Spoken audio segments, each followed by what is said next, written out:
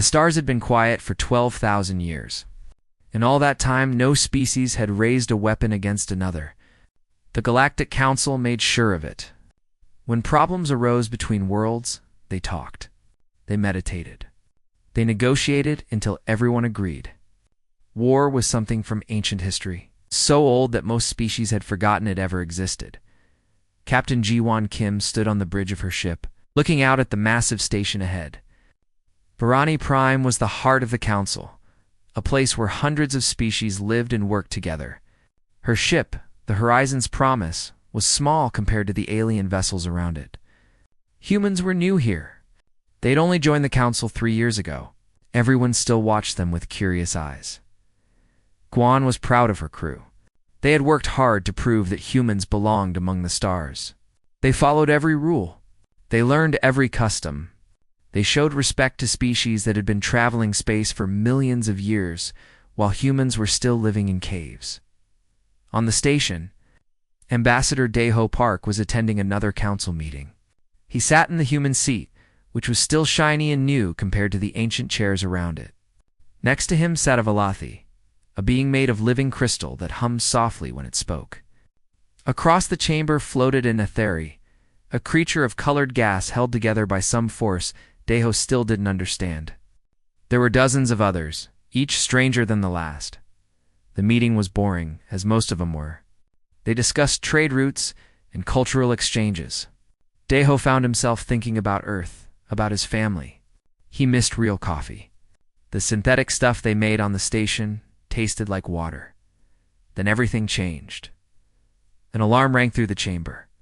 The Saurium representative, a tall being with too many eyes, suddenly stood. Its voice entered everyone's mind directly. Velothi Colony World Theta 7 is under attack.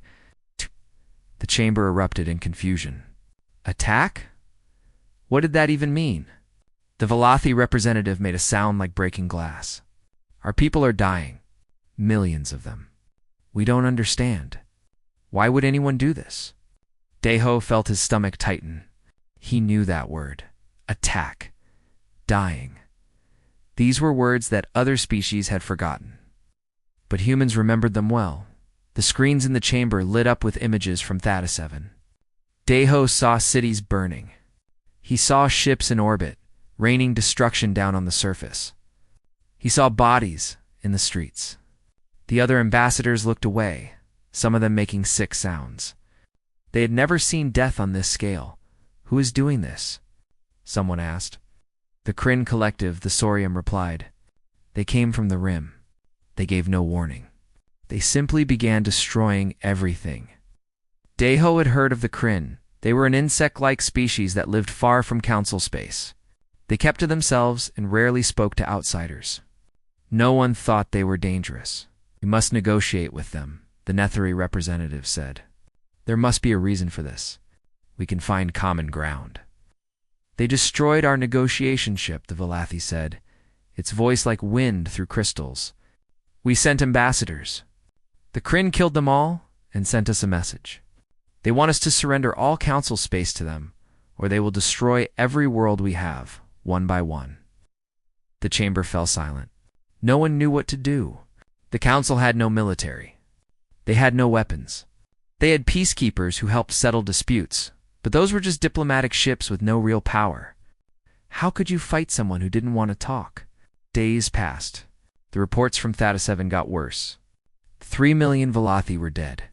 The Kryn moved their fleet to the next system. They would attack again in a week. The council met constantly. They tried everything they knew. They sent messages to the Kryn offering peace, offering resources, offering anything. The Kryn ignored them all. They had decided that the council worlds belonged to them now. They would take them by force. Daeho watched the other ambassadors with growing concern. They were paralyzed. They didn't know how to process what was happening. Violence on this scale didn't fit into their understanding of the universe. It was like trying to explain color to someone who had never had eyes. On the 10th day, the Saurium representative approached Daeho privately. Its mental voice was quiet, almost afraid. Ambassador Park, we need to ask you something. Your species is young. You evolved only recently. Perhaps you still remember the old ways. Deho knew what it was going to ask before it spoke again. Do your people know war? Deho looked at the alien for a long moment. He thought about human history. He thought about all the wars Earth had fought. The blood that had been spilled, the millions who had died, the weapons humans had created just to kill each other better. Yes, He said quietly. We know war very well. The Saurium's eyes widened. Can you help us? That night, Deho sent an urgent message back to Earth. He explained the situation. The Council needed help, and they needed the kind of help only humans could provide. He requested military support. The response came faster than he expected. Earth was sending ships, real warships, with weapons designed for one purpose only. When Deho told the Council, they were quiet. Some of them seemed hopeful. Others seemed afraid. They were about to see something their species had spent thousands of years trying to forget. They were about to see what happened when someone decided that peace wasn't enough anymore, Captain. Guan received orders to prepare her ship. The Horizon's promise wasn't a warship, but it would serve as part of the support fleet. She looked at her crew and saw the same expression on all their faces. They were humans. They knew what was coming. They had studied history. They knew what war meant. Get ready, she told them. We're going to show them what humanity can do. In the council chambers, Ambassador Park stood before the assembly. Every species was there, watching him with a mixture of hope and horror. Help is coming, he said, but I must warn you. What we are about to do will change everything. Once you see humans at war, you cannot unsee it. We are going to save you, but you may not thank us for it when it's done. The Velothi representative spoke, its voice desperate. We don't care. Our people are dying. Please, do what you must. Deho nodded slowly. He sent the final authorization, code to Earth. The human fleet was cleared to engage. The galaxy was about to remember what it had forgotten. War was coming back, and humanity was bringing it. The human fleet arrived 6 days later. 12 warships dropped out of faster-than-light travel at the edge of Varani Prime's system. The council representatives gathered to watch them approach. And what they saw made some of them physically ill. The ships were wrong. Every other species built their vessels with curves and smooth lines. They made them beautiful because space travel was supposed to be peaceful. But the human ships were different. They had sharp angles and dark armor plating. They bristled with gun turrets and missile pods. There was no mistaking their purpose. These ships were built to kill. Admiral Borashin commanded the fleet from the destroyer Indomitable. She was 50 years old and had served in Earth's Navy for 30 years. She had fought in 3 conflicts back home and knew exactly what the Council was asking humanity to do. As her ship docked with the station, she wondered if these aliens understood what they were inviting into their perfect, peaceful galaxy. Lieutenant Commander Hugh Nam walked beside the Admiral as they entered the Council chambers. He had never seen so many different species in one place. Some were beautiful like living works of art. Others were bizarre beyond description. But they all shared one thing. When they looked at the human officers in their military uniforms, they looked afraid. Ambassador Park greeted them formally. Admiral Shin, Commander Nam, welcome. The Council is ready to hear your proposal. The chamber was packed. Every species wanted to see the humans who claimed they could fight. Bora walked to the center of the room and activated a holographic display. Images appeared in the air, showing human weapons and military technology. This is a railgun, she said, pointing to a long cannon. It fires a solid projectile at a significant fraction of light speed. The kinetic energy alone can destroy a ship or level a city block. The Velothi representative made a sound like cracking ice.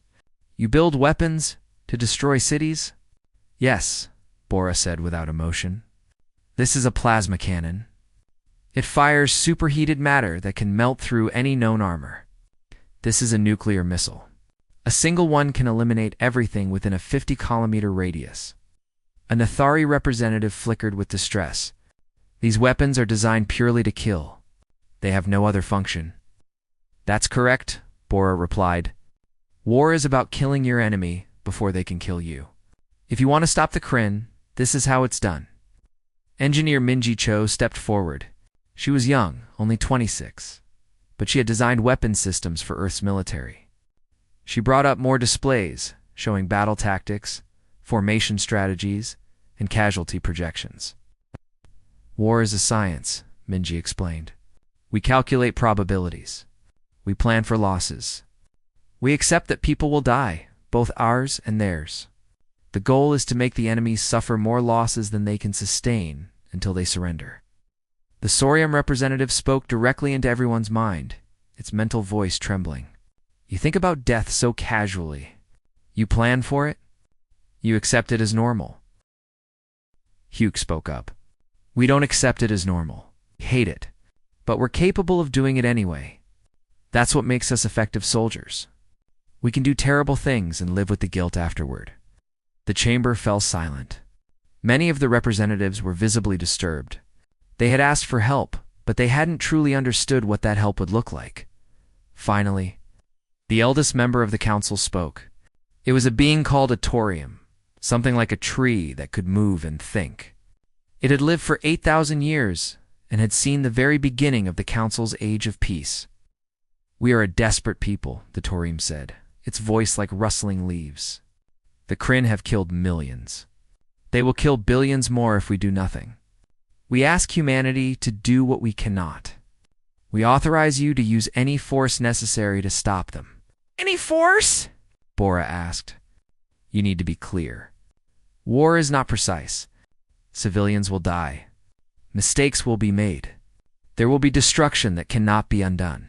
You understand, the Torium said, though its voice suggested it didn't really understand at all. Do what you must, the vote was called. Every species present voted yes. Humanity was authorized to engage the Kryn Collective with full military force. Every other species would provide support, intelligence, medical care, and supplies. But the actual fighting would fall to humanity alone. After the meeting, Daeho found Bora in one of the station's observation decks. She was looking out at the stars, a drink in her hand. They have no idea what they just authorized, Bora said quietly. I know, Daeho replied. But what choice do we have? The Kryn won't stop. They'll exterminate every species in council space if someone doesn't stop them. And we're the only ones who can, Bora finished. Because we're the only ones still barbaric enough to fight. Is that what we are? Daeho asked. Barbarians? Bora thought about that. Maybe, but we're their barbarians now. They ask for monsters to fight their monsters. We're just the only ones who know how to be monsters when we need to be. Over the next 3 days, the human fleet prepared for battle. Captain Jiwon and her crew worked around the clock to retrofit the Horizon's Promise with tactical combat systems. She had never expected to take her diplomatic ship into a war zone. Orders were orders. The Velothi provided intelligence about the Kryn fleet. They had 17 capital ships, hundreds of smaller vessels, and were currently occupying the Talos system. Their next target would be another Velathia colony with 12 million inhabitants. Hugh studied the intelligence reports with his tactical team. The Kryn fought in swarms, overwhelming their enemies with numbers. Their ships were heavily armored but slow. They relied on brute force rather than strategy. They're used to fighting species that surrender quickly, Hugh said. They've never faced an enemy that fights back with organized force. Minji ran simulations on the combat computers. The projections were grim. Even with superior tactics and weapons, humanity would take losses. She estimated they would lose at least 2 ships in the first engagement. Possibly more. Bora looked at the casualty projections without flinching. This was the reality of war. People were going to die. The goal was to make sure the Kryn died faster. The fleet moved out toward Talos. As they traveled, human soldiers prepared themselves mentally. Some prayed. Some wrote letters to their families. Some simply sat in silence, thinking about what they were about to do. On the station, the council representatives watched the fleet depart. They had tracking systems that would let them observe the coming battle in real time. Many of them wanted to look away, but they forced themselves to watch. If they were going to ask humans to fight for them, the least they could do was witness it.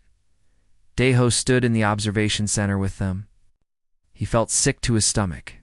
He knew what was coming. He had studied human military history. He had read about battles and wars and the terrible things people did to each other. Soon, all these peaceful species would see it too. "Are we making a mistake?"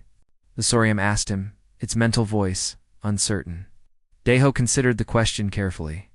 "I don't know," he finally said. "But it's too late to turn back now. The Kryn won't stop on their own. Someone has to stop them. We're the only ones who can." The fleet reached the edge of the tailless system. Ahead, sensors detected the Kryn occupation force. 17 capital ships, just as intelligence had reported. They were in orbit around Talos for their weapons pointed down at the planet. Bora opened a channel to all ships. "This is Admiral Shin. We are engaging in 30 seconds. Remember your training. Fight smart. Watch each other's backs. And make every shot count. For Earth and for the Council. All ships, weapons free. Engage at will." The human fleet accelerated to attack speed. In the Council Observation Center, the representatives watched as the battle began, and they watched in horror as humans showed them what war really meant. The Battle of Talos 4 began with a single shot.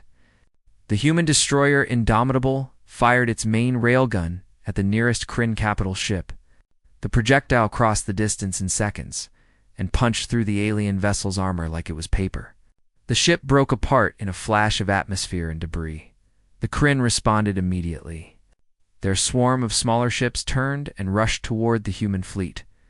There were hundreds of them, like angry insects defending their nest. They fired energy weapons that lit up space with brilliant colors. Commander? Gunho Lee led a squadron of 12 human fighter craft into the swarm. His fighter was small and fast, built for one pilot in a cramped cockpit. The gravitational forces, as he maneuvered, would have killed most alien species instantly. But humans had built ships that matched their own physical limits. "Break formation and engage freely," Junho ordered. "Make them chase you." The fighters split up and dove into the Kryn swarm. What happened next would have been impossible for the Council species to understand. The human pilots flew their ships within meters of each other at speeds that made calculation impossible. They spun and rolled and dove in patterns that seemed random, but were actually the result of thousands of hours of training. Junho locked onto a Kryn fighter and fired his plasma cannons. The enemy ship exploded. He immediately rolled to avoid return fire from another Kryn ship, then accelerated toward it. His computer gave him a firing solution, and he took it. Another explosion. Another kill. 2 down, he reported calmly, like he was describing the weather. His wingman, a pilot named Soman, had already destroyed 3 enemy ships. She flew like she was born in space, her reactions faster than any computer. The Kryn ships couldn't keep up with her. They tried to swarm her, but she just killed them one by one as they came. On the Council station, the representatives watched in stunned silence. They saw human pilots deliberately flying into danger, accepting terrible risks to get better firing angles. They saw ships pass so close to each other that collisions seemed inevitable. They saw death happening over and over again, both human and Kryn. "How can they do this?" the Valathi representative whispered. "How can they stay calm while facing death?" Deho answered quietly. "Training, experience, and the knowledge that if they don't fight, everyone dies. Fear is still there, but they've learned to function anyway." In the larger battle, Captain Jiwan commanded the Horizon's Promise from the rear of the formation. Her ship wasn't meant for direct combat, but it coordinated the fleet's movements and provided tactical data to all vessels. She watched displays that showed the entire battlefield, tracking every ship, calculating firing solutions, predicting enemy movements. "Destroyer Group 2, you have Kryn capital ships moving to flank. Adjust position by 40 degrees, she ordered. The destroyers moved smoothly into their new positions. When the Kryn ships arrived, they found themselves facing the full weapons array of 3 human warships. The coordinated fire tore them apart in seconds. This was what truly frightened the Council representatives. The humans didn't fight with rage or emotion. They fought with cold calculation.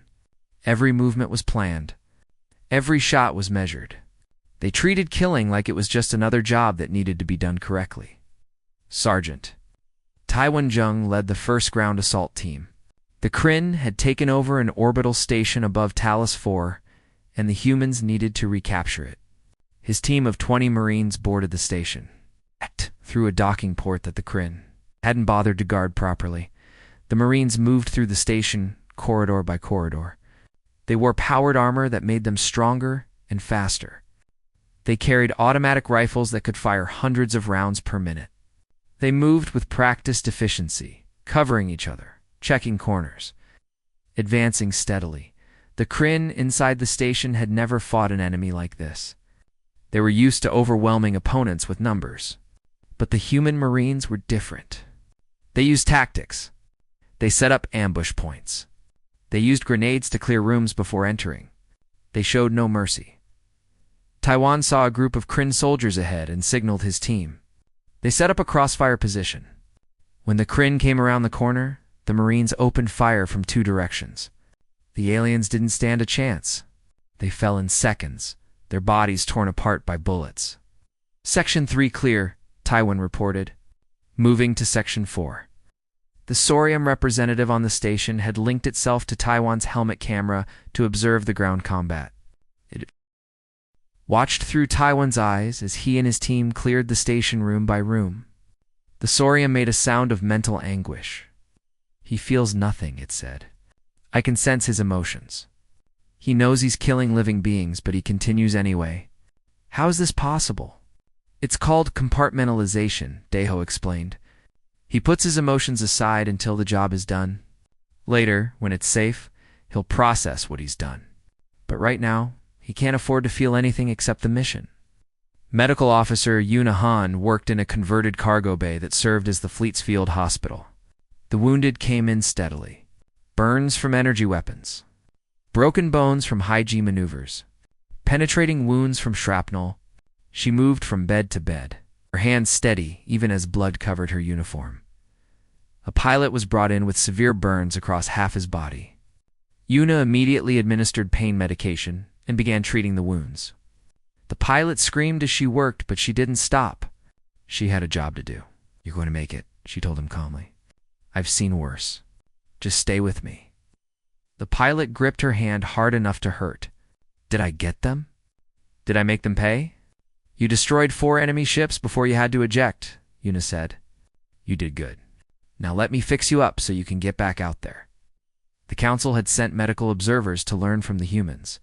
They watched Yuna work with a mixture of admiration and horror. She was saving lives, which they understood. But she was saving them so they could go back and kill more, which they didn't understand at all.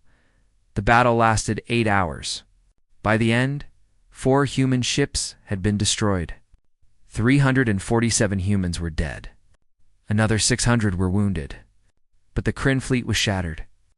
17 capital ships were reduced to debris. Only a handful of smaller Kryn vessels escaped. When the shooting finally stopped, Junho landed his fighter on the Indomitable. He climbed out of the cockpit and almost fell. His hands were shaking. His flight suit was soaked with sweat. He had killed 16 enemy ships during the battle. 16 times, he had ended lives. Now that it was over, the reality of it hit him. A crew member caught him as he stumbled. You okay, Commander? No, Junho said honestly. But I will be. I just need a minute. On the station, Admiral Bora surveyed the damage reports. They had one, but the cost was real. She would have to write letters to the families of 347 people. She would have to explain why their loved ones had died in a war that wasn't even humanity's fight, but they had saved. Talos 4, the planet below, was safe. 12 million Velothi would live because humans had been willing to die for them. The Council. Representatives watched the battle recordings afterward. They saw the entire engagement from start to finish.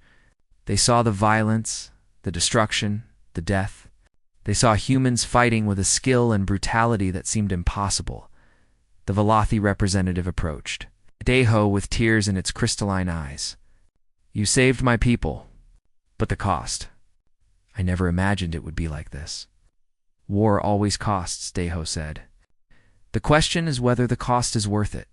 Your people are alive. That's what we fought for. The Tory Melder spoke to the assembly. We asked humanity to defend us. We did not fully understand what that meant. Now we do. We have seen what war truly is, and we must ask ourselves if we can accept this bargain. The chamber was quiet for a long moment. Then the Velothi representative stood. Yes, said, we can accept it, because the alternative is extinction. The humans did what we could not. They fought. They bled. They died. For us, we owe them everything. One by one, the other representatives agreed. The battle had been horrible to witness, but it had worked. The Kryn had been defeated, and somewhere in the galaxy, humanity had just proven that peace sometimes required people willing to do terrible things to protect it. The war continued for months. After the victory at Talos IV, the Kryn pulled back to regroup, but they didn't surrender. Instead, they changed tactics. They started hitting smaller targets, colonies that weren't as well defended. They spread their forces out, making it harder for the human fleet to engage them all at once. The Council learned that war wasn't just one battle. It was an ongoing process of violence that consumed resources and lives steadily, like a fire that never went out. Intelligence officer Sun Ho Kong established something the Council had never seen before: a spy network. He recruited volunteers from various species who lived near Kryn space, people willing to risk their lives to gather information. He taught them how to hide, how to steal data, how to sabotage enemy equipment without being detected. The Saurian representative confronted him about it one day. You're teaching people to lie and steal and destroy. These are peaceful beings who have never done such things. Sun Ho looked up from his work. Yes, and they're doing it anyway because they understand what's at stake. The Kryn won't stop unless we make them stop. Intelligence gathering is part of that. But the deception, the dishonesty, it goes against everything we believe. And you don't have to do it, Sun Ho said calmly. We will. That's why you asked us here. To do the things you can't bring yourselves to do. The spy network proved valuable. Sun Ho's agents discovered that the Kryn were planning a major offensive against a cluster of 3 inhabited systems. The human fleet was able to position itself in advance and ambush the Kryn force before they could reach their targets. Thousands of lives were saved because of Sun Ho's spies, but the Council couldn't celebrate it. The methods were too disturbing. Then something happened that changed everything. The Kryn captured a human patrol ship. 12 crew members were taken prisoner. The Council tried to negotiate for their release, but the Kryn response was brutal. They executed all 12 prisoners and broadcast recordings across every channel they could reach. The Council representatives were horrified. They had never witnessed such cruelty. They expected humanity to be equally shocked and to perhaps reconsider their involvement in the war instead. They learned what human anger looked like. Commander June Beek received the execution recordings while in orbit around a liberated colony world. She watched them once, her face expressionless. Then she called her senior officers together. The Kryn have decided they want to fight without rules, she said. They want total war. We'll give them total war. She authorized orbital bombardment of a Kryn military complex on an occupied moon. The bombardment was precise, using kinetic weapons that left the surrounding area intact. But the military complex was obliterated completely. 10,000 Kryn soldiers died in minutes. The Council was appalled. They sent angry messages to Ambassador Park. This was too much. This was genocide. This violated every principle they stood for. Park addressed them in the Council chambers. And for the first time since the war began, he showed real anger. You want us to follow rules that the Kryn don't care about? He said, his voice hard. They executed prisoners. They showed no mercy. And you want us to show them mercy in return? That's not how war works. When one side abandons the rules, the other side can't afford to follow them either. But what about your humanity? The Netheri representative pleaded. You're becoming like them, no, Park said firmly. We're nothing like them. They started this war. They chose to exterminate entire worlds. We're stopping them. The fact that we hate what we're doing is what makes us different from them. But we're going to do it anyway because someone has to. The council realized then that they had fundamentally misunderstood humanity. They thought humans were just a species that happened to be good at fighting. They didn't understand that humans carried a deep capacity for controlled violence that went beyond anything they had imagined. Pilot Minho Park became an ace. Officially credited with 17 confirmed kills of enemy ships, a council journalist asked him how he could destroy so many lives without remorse. Minho looked at the journalist for a long moment before answering. Who says, I don't feel remorse? I think about every ship I destroy. I wonder about the Kryn inside them. Did they have families? Did they believe they were doing the right thing? I think about all of that. The difference is that I do my job anyway. The Kryn are killing innocent people. Someone has to stop them. If that someone is me, then I'll carry that burden. The journalist was shocked. You feel guilt and you still kill? Every single day, Minho said quietly. That's what makes us human. We can do terrible things and still feel the weight of them. But we don't let that weight stop us from doing what's necessary. Dr. Sora Choi became an expert in treating what the humans called post-traumatic stress. Soldiers came to her with nightmares, with memories they couldn't escape, with guilt that ate at them from the inside. She helped them process their experiences and find ways to continue functioning. The council sent observers to learn from her. They watched her sessions with soldiers who had killed dozens or hundreds of enemy combatants. They heard these soldiers describe their nightmares, their fears, their regrets. This is normal for your species. A Valathi observer asked in shock, You all carry these psychological wounds? Everyone who fights carries them, Sora explained. Some more than others. We've been fighting wars for thousands of years. We've learned how to live with the trauma of it. We have therapy, support groups, medication when needed. We acknowledge that war damages the people who fight it. But you still fight? Yes, because sometimes fighting is necessary. We just try to take care of our soldiers afterward to help them heal as much as possible. The observer left the session deeply disturbed. Humanity didn't just accept war as a necessity. They had built entire systems around managing the psychological damage it caused. They expected their soldiers to be traumatized and had prepared for it in advance. As the war ground on, the council began to truly understand what they had unleashed. Humanity wasn't just defending them. Humanity was showing them the full reality of organized violence. Every battle, every tactic, every casualty report drove home the same lesson. War was not an aberration or a mistake for humans. It was a tool they had spent millennia learning to use effectively. The Valathi started building monuments on their liberated worlds. Statues of human soldiers, memorials listing the names of those who had died defending alien people. They wanted to honor the sacrifice, but also to remember, to never forget what it had taken to save them. One memorial in particular caught attention across the council. It was a simple black wall with the names of all the humans who had died in the war carved into it. But beneath the names was an inscription in both human and Valathi script. They came from a world that knew war. They fought so that other worlds would not have to learn it. Junho visited that memorial after the fighting in that sector ended. He stood in front of the wall and found the names of 2 pilots from his squadron who had died in combat. He touched their names gently. A young Valathi approached him hesitantly. Did you know them? Yes. We trained together. Flew together. I watched them die. I'm sorry. Does it hurt? Junho nodded. Every day. But that's the price we pay. We fight. We lose friends. We carry the pain. It's what soldiers do. I don't understand how you can keep going. Neither do I sometimes, Junho admitted, but I do it anyway. Because if I stop, who will protect people like you? The young Valathi looked at him with something like awe and terror mixed together. Here was a being who could kill without hesitation, but who also felt the weight of every life taken. A being who carried guilt and pain, but who refused to let it stop him from doing what he believed was right.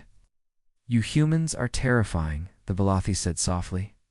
I know, Junho replied. We terrify ourselves sometimes. But we're your terrifying friends now. and we'll keep you safe, no matter what it costs us. Back on the council station, Ambassador Park met with the Elder Torium. The ancient being looked at him with eyes that had seen the entire history of the council's peace. "We asked you to be our warriors," the Torium said. "We thought we understood what that meant. We were wrong.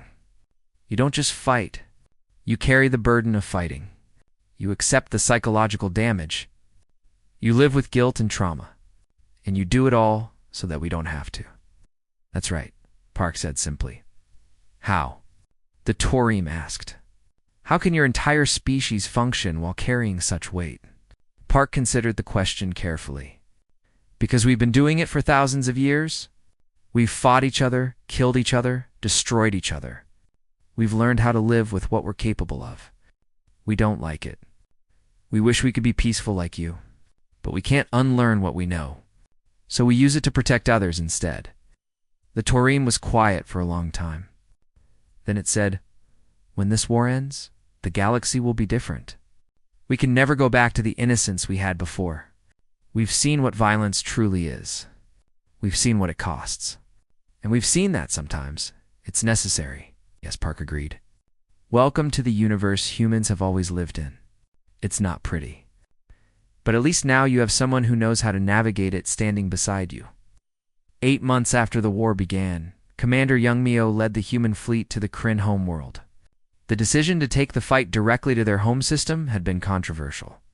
Some council members argued it was too aggressive, too much like the Kryn themselves. But humanity knew something the council didn't understand. Wars ended when one side could no longer fight. The only way to ensure the Kryn stopped was to force them to surrender completely. The Kryn homeworld was called Vraxis. It was a harsh planet covered in rocky terrain and deep hive structures where billions of Kryn lived. The planet was defended by everything the Kryn had left: 20 capital ships, hundreds of smaller vessels, and orbital defense platforms that covered the entire planet. Youngmi stood on the bridge of her flagship and looked at the tactical display. This would be the hardest battle yet. The Kryn were fighting to defend their home. They would be desperate and dangerous.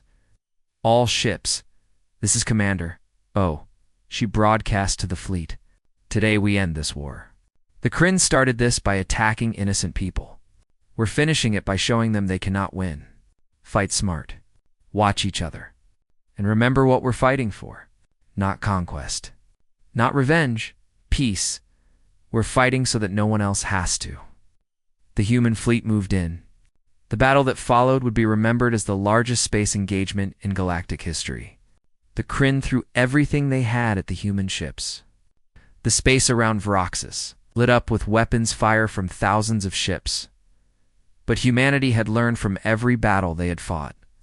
They had refined their tactics, improved their weapons, and trained their crews to near perfection. The Kryn were fierce, but they were also predictable. They fought with rage in numbers. Humans fought with calculation and precision. Gunho led his fighter squadron through the chaos. This was his 40th combat mission. He had learned to read the flow of battle, to see patterns in the chaos. He directed his squadron to weak points in the Kryn formation, striking hard and then pulling back before the enemy could respond effectively, one by one. The Kryn defense platforms fell silent. The human destroyers moved methodically through the orbital space, eliminating each platform with coordinated fire. There was no wasted ammunition, no unnecessary destruction. Every shot had a purpose. On Vraxis below, the Kryn leadership watched their defenses crumble. They had started this war believing the council species were weak and helpless. They had been right about that. But they had never imagined that one of those species would know war better than they did. After 12 hours of fighting, the Kryn fleet was destroyed. Humanity had lost 3 more ships and over 400 personnel, but they held complete control of the space around Vraxis. The planet was defenseless. Admiral Boris Shin sent a message to the Kryn leadership. It was simple and direct. Surrender now, or we will destroy your orbital infrastructure and blockade your planet. You will have 1 day to decide. Choose wisely.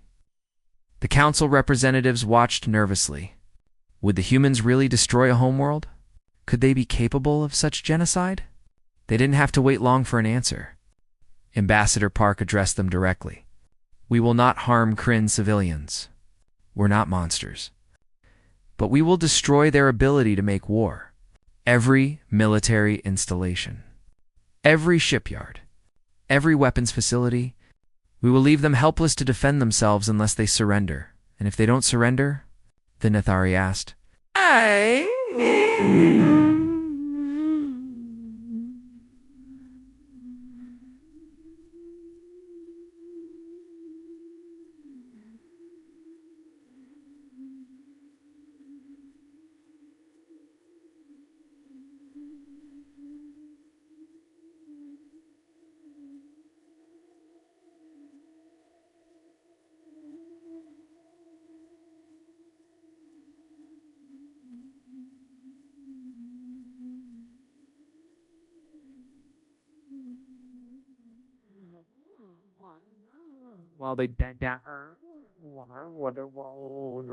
"We cut them off from the rest of the galaxy.